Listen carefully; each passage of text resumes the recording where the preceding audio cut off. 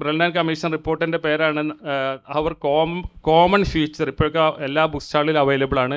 അവർ common feature, നമ്മുടെ പൊതുവായ ഭാവി എന്നാണ് ആ ഒരു പുസ്തകത്തിൻ്റെ പേര്, റിപ്പോർട്ടിൻ്റെ പേര്.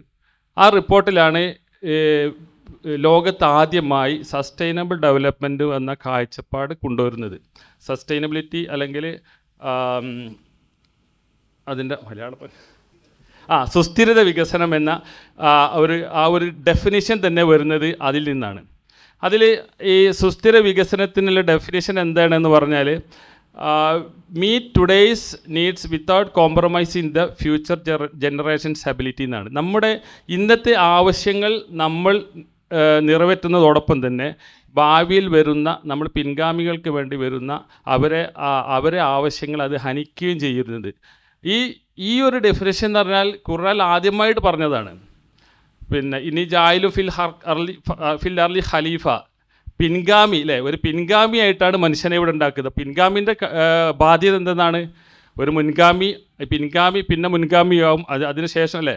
അപ്പോൾ ഈ പിൻഗാമികളെ സംരക്ഷിക്കുന്ന രീതിയിലുള്ള ഒരു പ്രവർത്തനത്തിനുള്ള